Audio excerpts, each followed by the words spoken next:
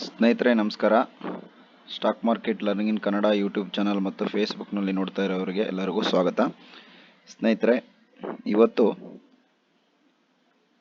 ಇವತ್ತು ಮಾರ್ಕೆಟು ಯಾವ ರೀತಿ ಬಿದ್ದಿದೆ ಅನ್ನೋದನ್ನು ಯಾರಾದರೂ ಬೀಳೋ ಟೈಮ್ನಲ್ಲಿ ನೋಡಿದರೆ ಇವತ್ತೊಂದು ಹೊಸ ಲರ್ನಿಂಗ್ ಆಗಿರುತ್ತೆ. ಸುಮಾರು 3 ಗಂಟೆ ಹೊತ್ತಿಗೆ ನನಗೆ ಗೊತ್ತಿದ್ದಾಗೆ 2:45 3 ಗಂಟೆ ಆ ಟೈಮ್ನಲ್ಲಿ ಮಾರ್ಕೆಟ್ ಸಡನ್ ಆಗಿ ಡೌನ್ ಫಾಲ್ ಆಗಿದೆ. ನೋಡಿ ಎಷ್ಟು ದೊಡ್ಡ ರೆಡ್ ಕ್ಯಾಂಡಲ್ ಬಂದಿದೆ ನೋಡಿ. ಬೆಳಿಗ್ಗೆ ಎಲ್ಲ ಮಾರ್ಕೆಟು ಸ್ವಲ್ಪ ಬುಲ್ಲಿಶ್ ಕಡೆಗಿತ್ತು, ಸೈಡ್ ವೇಸ್ನಲ್ಲಿತ್ತು. ಸಡನ್ ಆಗಿ ಮಾರ್ಕೆಟ್ ಈ ರೀತಿ ಬಿದ್ದಿದೆ. ಈಗ ನಾನು ಕೆಲವೊಂದು ಯೂಟ್ಯೂಬ್ ಚಾನಲ್ಗಳಲ್ಲಿ ನ್ಯೂಸು ಅಲ್ಲಿ ಇಲ್ಲಿ ಕೇಳಿದಾಗ ಕೆಲವೊಂದು ವಿಷಯಗಳನ್ನ ಹೇಳ್ತಾ ಇದ್ದಾರೆ. ಏನೋ ಮಳೆ ಕಡಿಮೆ ಬರುತ್ತೆ ಈ ವರ್ಷ ಅಂತ ಅನೌನ್ಸ್ ಆಗಿರೋದಕ್ಕೆ, ಮಳೆ ಕಡಿಮೆ ಬಂದರೆ ಕೆಲವು ಸೆಕ್ಟರ್ಗಳಿಗೆಲ್ಲ ಪ್ರಾಬ್ಲಮ್ಗಳಾಗುತ್ತೆ, ಅದು ಡಿಪೆಂಡ್ ಆಗಿರುವಂಥ ಸೆಕ್ಟರ್ಗಳಿಗೆ ಅಂತೇಳಿ ದುಡ್ಡು ತೆಗೆದಿದ್ದಾರೆ ಅಂತೇಳಿ ಆ ರೀತಿ. ಆಮೇಲೆ ಇನ್ನೇ ಬೇರೆ ಬೇರೆ ಕಂಪ್ನಿಗಳ ನ್ಯೂಸ್ಗಳು, ಇದರಿಂದೆಲ್ಲಾಗಿ ಸಡನ್ ಆಗಿ ಮಾರ್ಕೆಟ್ ಈ ಥರ ಬಿದ್ದಿದೆ ಅಂತ ಎಲ್ಲರೂ ಥಿಂಕ್ ಮಾಡ್ತಾ ಇದ್ದಾರೆ. ನೋಡಿ, ನಮಗೆ ಇದು ಯಾವುದು ಏನು ಗೊತ್ತಾಗೋದಿಲ್ಲ. ನ್ಯೂಸ್ಗಳು ಬರುತ್ತೋ, ಜನ ನ್ಯೂಸ್ಗೋಸ್ಕರ ದುಡ್ಡು ತೆಗಿತಾರೋ ಏನೋ, ಇದನ್ನು ಯಾರು ಹೇಳಕ್ಕೆ ಸಾಧ್ಯತೆನೇ ಇಲ್ಲ. ಓಕೆ, ಸಣ್ಣ ಪುಟ್ಟವರು ನ್ಯೂಸ್ ನೋಡ್ಕೊಂಡೆಲ್ಲ ಮಾಡ್ಬೋದು. ಬಟ್ ದೊಡ್ಡವ್ರದ್ದು ಇಂಟೆನ್ಷನ್ ಏನಿರುತ್ತೆ ಅಂತ ಹೇಳೋಕ್ಕಾಗಲ್ಲ, ಆಯಿತಾ. ಅವರು ದುಡ್ಡು ಹಾಕ್ತಾರೋ ತೆಗಿತಾರೋ, ಅವರು ಕೂಡ ಲಾಂಗ್ ಟೈಮ್ ಶಾರ್ಟ್ ಟೈಮ್ ಎಲ್ಲ ಯೋಚನೆ ಮಾಡ್ತಿರ್ತಾರೆ. ಅದಕ್ಕೆ ಇನ್ವೆಸ್ಟಿಂಗಲ್ಲಿ ಲಾಂಗ್ ಟೈಮಲ್ಲಿ ಮಾತ್ರ ದುಡ್ಡಿರುವಂಥದ್ದು. ಟ್ರೇಡಿಂಗ್ನಲ್ಲಿ ಯಾವುದೇ ರೀತಿಯ ದುಡ್ಡು ಸಿಗೋದಿಲ್ಲ ಅನ್ನೋದಕ್ಕೆ ಇದೇ ಸಾಕ್ಷಿ. ಇಂಥ ದಿನಗಳನ್ನು ನೋಟ್ ಮಾಡಿ ಇಟ್ಕೊಳ್ಬೇಕು. ಇದು ಸಡನ್ನಾಗಿ ಆಗುತ್ತೆ, ಸಡನ್ನಾಗಿ ಈ ರೀತಿಯ ಸಮಸ್ಯೆಗಳಾಗುತ್ತೆ. ಆ ಸಮಸ್ಯೆಗಳನ್ನು ಮಾರ್ಕೆಟಲ್ಲಿ ಎಕ್ಸ್ಪೀರಿಯೆನ್ಸ್ ಮಾಡಿದರೆ ಮಾತ್ರ ನೆಕ್ಸ್ಟ್ ಮುಂದಕ್ಕೆ ಹೋಗೋಕ್ಕಾಗೋದು. ಇಲ್ಲ ಅಂದರೆ ಖಂಡಿತವಾಗಿ ಮಾರ್ಕೆಟಲ್ಲಿ ಒಂದು ದಿನವೂ ಉಳಿಯೋದಕ್ಕಾಗೋದಿಲ್ಲ. ಓಕೆ, ಅಟ್ಲೀಸ್ಟ್ ಇವತ್ತು ಸ್ಟಾಪ್ ಲಾಸ್ ಯಾರ್ಯಾರು ಇಟ್ಟು ಸುಮ್ಮನೆ ಇರ್ತಾರೋ ಅವರು ಸ್ಟಾಪ್ ಲಾಸ್ ಹಿಟ್ಟಾಗಿರುತ್ತೆ, ಸುಮ್ಮನೆ ಇರ್ತಾರೆ. ಅಕಸ್ಮಾತ್ ಸ್ಟಾಪ್ ಲಾಸ್ ಹಿಟ್ಟಾಗಿದ್ರು ಕೂಡ ಅಥವಾ ಲಾಸ್ ಆಗಿದ್ರು ಕೂಡ ಅವರು ಚಾರ್ಟ್ ನೋಡಿಕೊಂಡು ಮತ್ತೆ ಏನಾದರೂ ಪುಟ್ ಕಡೆಗೆ ಬೈ ಮಾಡಿದರೆ ಅಥವಾ ಕಾಲ್ ಕಡೆ ಫುಲ್ ಬ್ಯಾಕ್ ಕೂಡ ಆಗಿದೆ, ಯಾವುದಾದ್ರೂ ಒಂದು ಕಡೆ ಪ್ರಾಫಿಟ್ ಮಾಡಿರ್ತಾರೆ. ಗೊತ್ತಿರೋರು ಮಾಡಿರ್ತಾರೆ ಅಥವಾ ಅದರ ಹಿಂದೆ ಬಿದ್ದವರು ಮಾಡಿರ್ತಾರೆ. ಬಟ್ ಇವತ್ತು ಸ್ಟಾಪ್ ಲಾಸ್ ಇಟ್ಕೊಂಡು ಸುಮ್ಮನೆ ಇರೋದು ಭಾಳ ಉತ್ತಮವಾದಂಥ ಒಂದು ಡಿಸಿಷನ್ ಆಗಿರ್ತಾಯಿತ್ತು ಎಲ್ರಿಗೂ ಕೂಡ. ಈಗ ಇಲ್ಲಿ ನೋಡೋಣ. ಈಗ ಆ್ಯಕ್ಚುಲಿ ಮಾರ್ಕೆಟು ಇಲ್ಲಿ ತನಕ ಬಂದಿದೆ ಅಲ್ವಾ, ಇಲ್ಲಿ ತನಕ ಬಂದಿದೆ. ಇದು ಲೋ ಒಂದು ಮಾರ್ಕ್ ಮಾಡೋಣ, ಇವತ್ತಿನ ಲೋ ಇದು.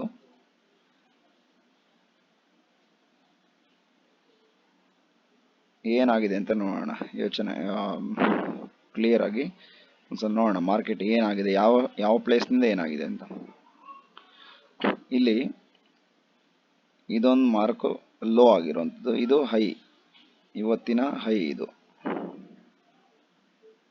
ಇಲ್ಲೊಂದು ಲೈನ್ ಹಾಕೋಣ, ಇದು ಹೈ ಮತ್ತು ಲೋ. ಟೋಟಲಿ ಇವತ್ತು ಎಷ್ಟು ಪರ್ಸೆಂಟು ಮೂಮೆಂಟ್ ಕೊಟ್ಟಿದೆ ಮಾರ್ಕೆಟ್ ಅಂದರೆ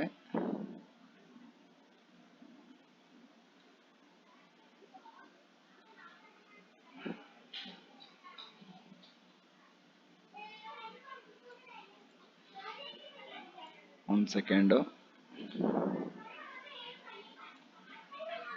ಈ ಮಾರ್ಕೆಟು ಸುಮಾರು 497 ಪಾಯಿಂಟ್ ಅಷ್ಟು ಡೌನ್ ಫಾಲ್ ಆಗಿದೆ. ಒಂದು 2% ಡೌನ್ ಫಾಲ್ ಅಲ್ಲ, ಮಾರ್ಕೆಟ್ ರೇಂಜ್ ಇದು. ಓಕೆ, ಮಾರ್ಕೆಟ್ ರೇಂಜು 2% ಅಷ್ಟು ಆಗಿದೆ. ಇದು ಈ ಥರ ಆಗೋದು ಭಾಳ ಅಪರೂಪ. ಯಾಕಂದ್ರೆ ನಾವು ನೆನ್ನೆದು ಕ್ಯಾಂಡಲನ್ನು ನೋಡಿ, ನೆನ್ನೆದು ಕ್ಯಾಂಡಲ್ ಯಾವ ಥರ ಇದೆ, ಇಷ್ಟೇ ಇದೆ. ಓಕೆ, ಭಾಳಷ್ಟು ಕಡಿಮೆ. ಇಲ್ಲೂ ಕೂಡ ಕಡಿಮೆ, ಇಲ್ಲೂ ಕೂಡ ಕಡಿಮೆ. ಇಲ್ಲಿ ಗ್ಯಾಪ್ ಅಪ್ ಆಗಿದೆ, ಇಲ್ಲಿ ಜಾಸ್ತಿ ಇತ್ತು, ಪ್ಲಸ್ ಆಗಿತ್ತು. ಆ ಗ್ಯಾಪ್ನೆಲ್ಲ ಇವತ್ತು ಫಿಲ್ ಮಾಡಿದೆ ಮಾರ್ಕೆಟ್. ಓಕೆ, ಕೆಲವರೆಲ್ಲ ನ್ಯೂಸ್ ಹಾಗೆ ಹೀಗೆ ಅಂತ ಅಂದ್ಕೊಂಡಿರ್ಬೋದು. ಇಲ್ಲಿ ಚಾರ್ಟ್ ನೋಡಿದರೆ ಭಾಳ ಈಸಿಯಾಗಿ ಗೊತ್ತಾಗುತ್ತೆ. ಇಲ್ಲಿಂದ ಮಾರ್ಕೆಟ್ನ ಮೇಲೆ ತಗೊಂಡು ಹೋಗಿದ್ದಾರೆ, ಇವತ್ತು ಅದನ್ನು ಕೆಳಗಡೆ ತೊಗೊಂಡು ಬಂದು ಕ್ಲೋಸ್ ಮಾಡಿದ್ದಾರೆ. ಅದಕ್ಕೇನು ಜಾಸ್ತಿನೇ ಕ್ಲೋಸ್ ಮಾಡಿದ್ದಾರೆ. ಓಕೆ, ಮೋಸ್ಟ್ಲಿ ಅವರು ಇಲ್ಲಿಂದ ಹೋಗಿರ್ಬೋದು ಅಥವಾ ಇಲ್ಲಿಂದ ಹೋದವರು ಇರ್ಬೋದು. ಪ್ರಾಫಿಟ್ ಬುಕ್ ಮಾಡಿರೋ ಥರನೇ ಕಾಣಿಸ್ತಾ ಇದೆ.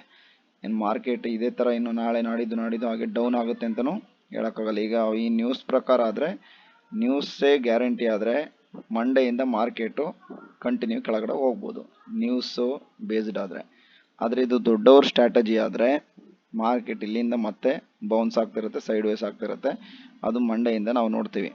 ಸದ್ಯಕ್ಕೆ ಇಷ್ಟು ಡೌನ್ಫಾಲ್ ಆಗಿದೆ, ಇದು ಭಾಳಷ್ಟು ದೊಡ್ಡ ಡೌನ್ಫಾಲ್ ಇದು. ಓಕೆ, ಇತ್ತೀಚಿನ ದಿನಗಳಲ್ಲಿ. ಓಕೆ, ಇಲ್ಲೂ ಕೂಡ ಆಗಿದೆ, ಇಲ್ಲ ಅಂತಿಲ್ಲ, ಇಲ್ಲಾಗಿದೆ. ಇಲ್ಲಿ ಈಗ ಒಂದು 5 ಮಿನಿಟ್ಸ್ಗೆ ನೋಡೋಣ ಯಾವ ಥರ ಮಾರ್ಕೆಟ್ ಬಿಹೇವ್ ಮಾಡಿತ್ತು ಇವತ್ತು. 5 ಮಿನಿಟ್ಸಲ್ಲಿ ನೋಡಿದರೆ 29ನೇ ತಾರೀಕು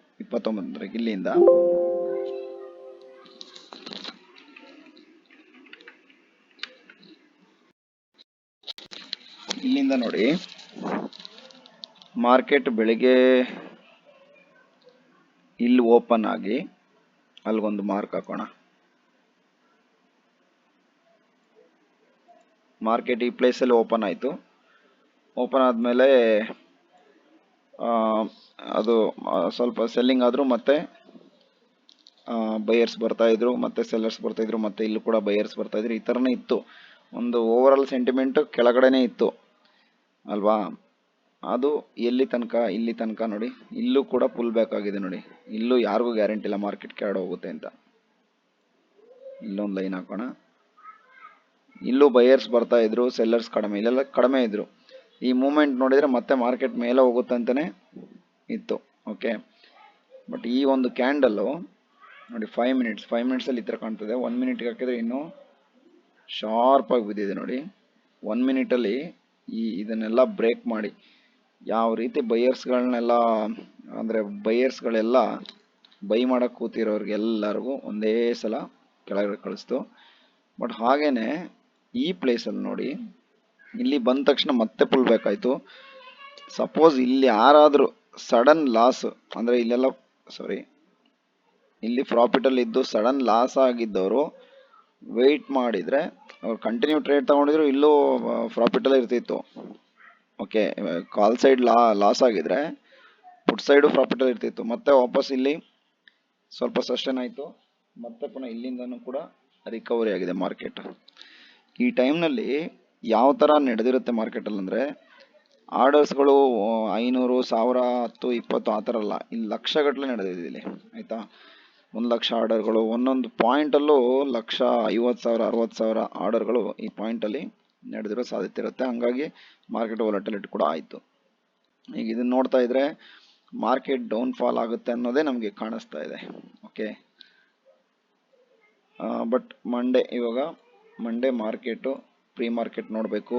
ಪ್ರೀ ಮಾರ್ಕೆಟಲ್ಲಿ ಪಾಸಿಟಿವ್ ಇರುತ್ತಾ, ನೆಗೆಟಿವಿಟಿ ಇರುತ್ತಾ ಎಲ್ಲ ನೋಡಬೇಕು. ಬಟ್ ಇಲ್ಲಿ ನೋಡಿ ವಾಲ್ಯೂಮ್ ಬಗ್ಗೆ ಗೊತ್ತಿರೋರಿಗೆ ಅರ್ಥ ಆಗಿರುತ್ತೆ.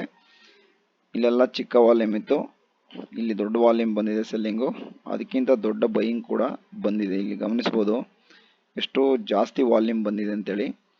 ಓಕೆ, ಹಾಗಾಗಿ ಮಾರ್ಕೆಟ್ ಕೆಳಗಡೆ ಬಂದರೂ ಮೇಲಕ್ಕೆ ತಗೊಂಡೋಗೋರು ಇದ್ದೇ ಇರ್ತಾರೆ.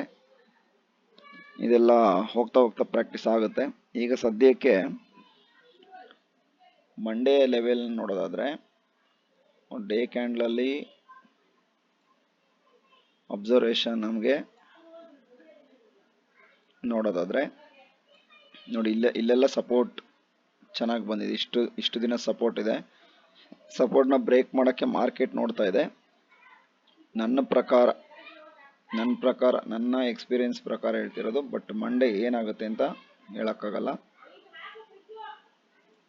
ನನ್ನ ಎಕ್ಸ್ಪೀರಿಯನ್ಸ್ ಪ್ರಕಾರ ನೋಡೋದಾದರೆ ನನಗೆ ಇದೆಲ್ಲ ಬೈಯಿಂಗ್ ಏರಿಯಾನೇ ಕಾಣ್ತಾ ಇದೆ. ಓಕೆ, ಇಲ್ಲಿಂದ ಇಲ್ಲಿ ಇದನ್ನೇ ತಗೊಳ್ಳೋಣ. ಓಕೆ, ಇಲ್ಲಿ ತನಕ ತಗೊಳ್ತೀನಿ ನಾನು. ಇನ್ನೂ ಕೆಳಗಡೆ ತಗೋಬೋದು, ಇಲ್ಲ ಈ ವಿಕ್ಕನ್ನು ಕೂಡ ಇನ್ನೂ ಡೌನ್ ತಗೋಬೋದು ಸ್ವಲ್ಪ. ಓಕೆ, ಈ ಕ್ಯಾಂಡಲ್ನ ತಗೊಂಡಿದ್ದೀನಿ ನಾನು. ನೆಕ್ಸ್ಟ್ ಈ ಕ್ಯಾಂಡಲ್ ಅದೆಲ್ಲ ಸೇರಿಕೊಂಡಿದೆ. ಓಕೆ, ಇಲ್ಲಿ ಸೆಲ್ಲಿಂಗ್ ಇದೆ ನೋಡಿ, ಇಲ್ಲಿ ಸೆಲ್ಲಿಂಗ್ ಇದೆ, ಇಲ್ಲೆಲ್ಲ ಬೈಯಿಂಗ್ ಬಂದಿದೆ. ಇನ್ನು ಕೆಳಗಡೆ ಇಲ್ಲಿ ತನಕ ತಗೋಬೋದು.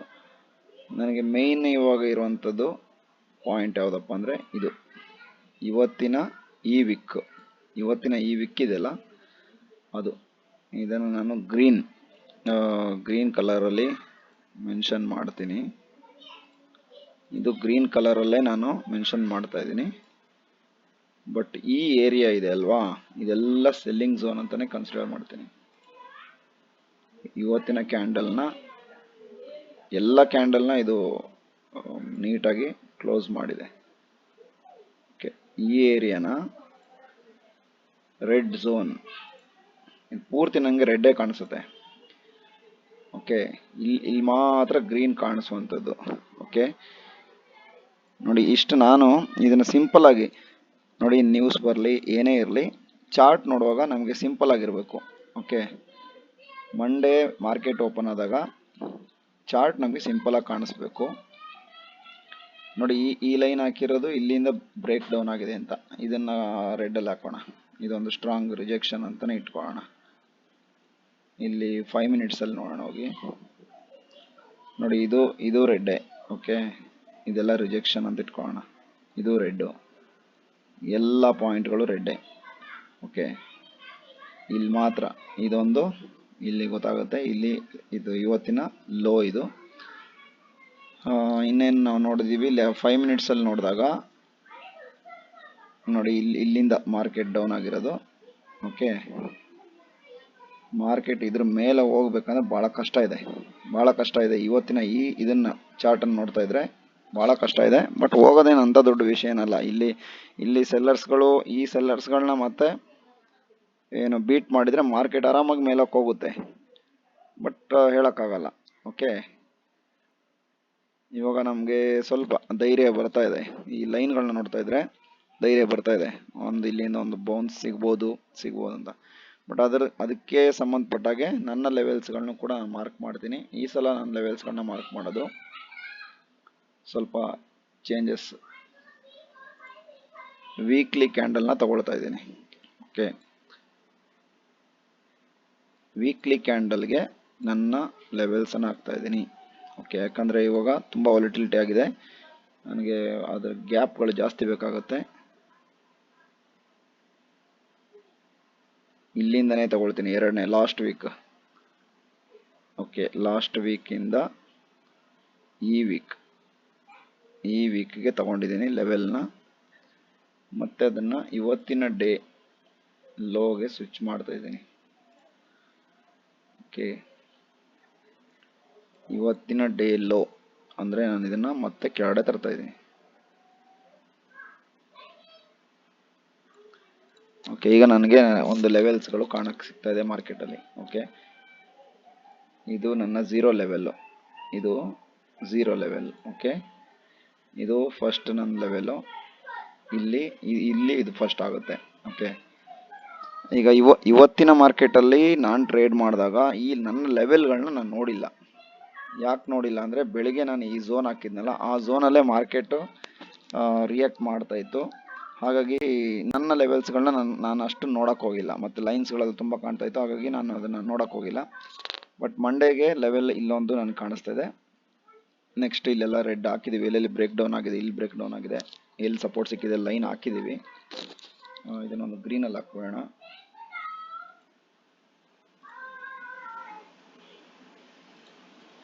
ಇದು ಗ್ರೀನಲ್ಲಿ ಹಾಕಿದ್ದೀವಿ.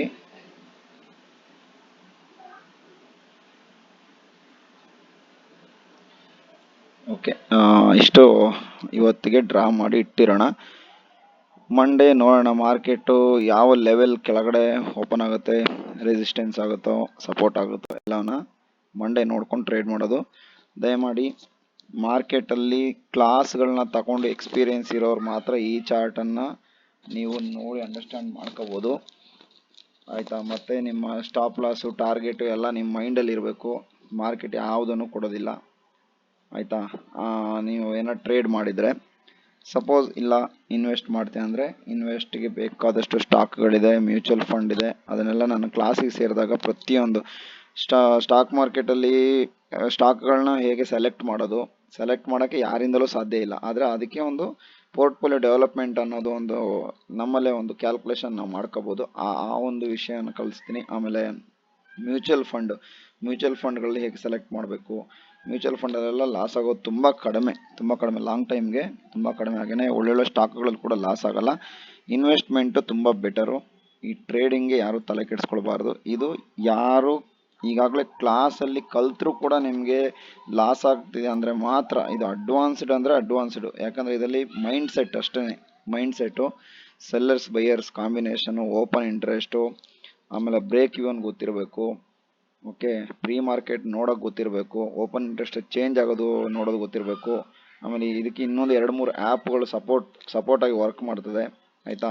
ನಾವೇನೇ ಚಾರ್ಟ್ ನೋಡ್ಕೊಂಡು ಮಾಡಿದ್ರು ಇದ್ರ ಹಿಂದೆ ಬೇರೆ ಬೇರೆ ಆ್ಯಪ್ಗಳಲ್ಲಿ ಬೇರೆ ಬೇರೆ ವಿಷಯಗಳು ಕೂಡ ಇರ್ತದೆ. ಅದನ್ನೆಲ್ಲ ನೋಡಿ ನಾವು ಥಿಂಕ್ ಮಾಡಬೇಕಾಗುತ್ತೆ. ಮೇಯ್ನು ಚಾರ್ಟ್ ರೀಡಿಂಗ್ ಅಷ್ಟೇ. ಚಾರ್ಟಲ್ಲಿ ಟೆಕ್ನಿಕಲ್ಲು, ಇಲ್ಲಿ ಯಾವ ಫಂಡಮೆಂಟಲ್ಸು ಬರಲ್ಲ ನೋಡಿ. ಇವತ್ತು ಫಂಡಮೆಂಟಲ್ಸ್ ಇತ್ತು ಯಾವುದಂದ್ರೆ ಮಾರ್ಕೆಟ್ ಡೌನ್ ಆಗೋದಕ್ಕೆ ಯಾವುದೋ ಫಂಡಮೆಂಟಲ್ ಕಾರಣ ಆಗಿರುತ್ತೆ, ಯಾವುದೊಂದು ರೀಸನ್ ಕಾರಣ ಆಗಿರುತ್ತೆ. ಆ ಫಂಡಮೆಂಟಲ್ ನಾವು ಚಾರ್ಟಲ್ಲಿ ಬೆಳಿಗ್ಗೆ ನೋಡಲ್ಲ. ಬೆಳಿಗ್ಗೆ ಮಾರ್ಕೆಟ್ ಎಲ್ಲಿ ಓಪನ್ ಆಗುತ್ತೆ, ಏನಾಗ್ತಿದೆ, ಯಾವುದು ರಿಜೆಕ್ಷನ್, ಎಲ್ಲಿ ಸಪೋರ್ಟು, ಎಲ್ಲಿ ರೆಸಿಸ್ಟೆನ್ಸ್ ಸಿಗುತ್ತೆ ಅನ್ನೋದ್ರ ಒಂದು ಅಂದಾಜು ಮೇಲೆ ಟ್ರೇಡಿಂಗ್ ಮಾಡ್ತೀವಿ ಅಷ್ಟೇ. ಯಾರಾದರೂ ಟ್ರೇಡಿಂಗ್ ಮಾಡೋದು ಅದೇ ತುಂಬ ಕ್ಯಾಲ್ಕುಲೇಷನ್ಗಳನ್ನ ತಲೆಗೆ ಹಾಕ್ಕೊಂಡು, ಯಾಕಂದರೆ 4-5 ಸ್ಕ್ರೀನ್ ಇಟ್ಕೊಂಡು ಆ ಥರ ಎಲ್ಲ ಮಾಡಿದ್ರೆ ಅದೆಲ್ಲ ಗ್ಯಾಮ್ಲಿಂಗ್ ಆಗುತ್ತೆ. ಟೋಟಲಿ ಏನಪ್ಪ ಅಂದರೆ ಸ್ಟಾಪ್ ಲಾಸ್ ಇಟ್ಕೊಂಡು ಮಾಡಬೇಕು, ಲಿಮಿಟೇಷನ್ ಇರಬೇಕು. ಆ ರೀತಿ ಇದ್ದರೆ ಮಾತ್ರ ಸಾಧ್ಯ ಆಗುತ್ತೆ. ಸ್ನೇಹಿತರೆ, ನೆಕ್ಸ್ಟು ವಿಡಿಯೋ ಮಂಡೇ ಬೆಳಿಗ್ಗೆ 9 ಗಂಟೆದು ವಿಡಿಯೋ ಮಾಡಿ ಹಾಕ್ತೀನಿ. ನೆಕ್ಸ್ಟು ನಾಳೆ ನಾಡಿದ್ದು ಬೇರೆ ಕ್ಲಾಸ್ ವಿಡಿಯೋಗಳನ್ನ, ಬೇರೆ ವಿಷಯಗಳನ್ನ ಹಾಕ್ತೀನಿ. ವಿಡಿಯೋವನ್ನು ನೋಡಿದ್ದಕ್ಕಾಗಿ ಧನ್ಯವಾದಗಳು.